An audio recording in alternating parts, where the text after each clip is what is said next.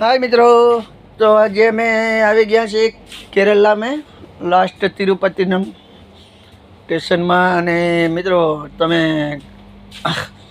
ટ્રેનમાં જો નોકરી કરવા જતા હો, જવાનું હોય અથવા કોઈને ઈચ્છા હોય કે મારે ફરવા જવું છે અને ટ્રેનમાં નોકરી કરવી છે, તો આજે ટ્રેન વિશે હું તમને બધું બતાવું છું, કેવી રીતના શું કામ છે। અને મિત્રો આમાં કાંઈ કામમાં કાંઈ લાંબુ હોય નહીં, સફાઈ હોય, સફાઈ કરવાનું હોય, પછી એટેન્ડરનું કામ હોય, 2-3 જાતના કામ હોય। તો મિત્રો છેલ્લે સુધી વિડીયોમાં બન્યા રહેજો અને વિડીયોમાં લાસ્ટ સુધી જોતા રહેજો, એટલે હું તમને બધી માહિતી બતાવું છું। મિત્રો આવી રીતના સંડાસમાં તો કાંઈ હોય નહીં સાફ કરવાનું, અહીંયા ખાલી પોતું ઓલું દાંડલા હેન્ડલવાળું પોતું હોય, ખાલી પોતું જ લગાડવાનું હોય। અને મિત્રો જોવાની અત્યારે આથી તો ક્લીન કરેલું જ હોય, પછી આગળ જતાં કંઈ ખરાબી થઈ જાય તો આપણે સફાઈ કરવી પડે।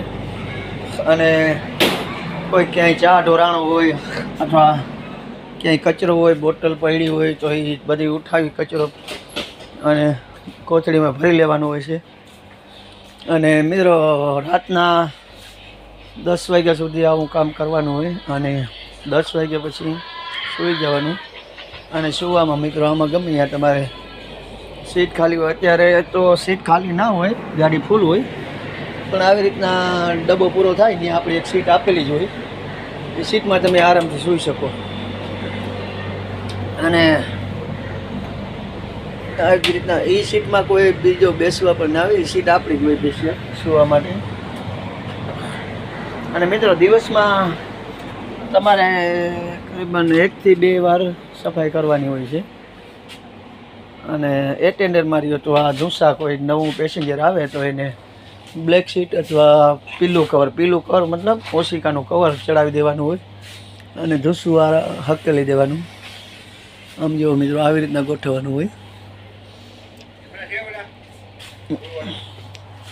ના નથી, આ તો બસ આવી જ રીતના હોય કામ, આમાં કાંઈ છે નહીં કામમાં। અને મિત્રો આમાં કામ બહુ સહેલું છે અને કામમાં તમારે જો આવવું હોય તો એક દિવસના તમને 500 રૂપિયા હાજરી મળશે અને 500 રૂપિયા તમને વાપરવાને ભથ્થું આપશે।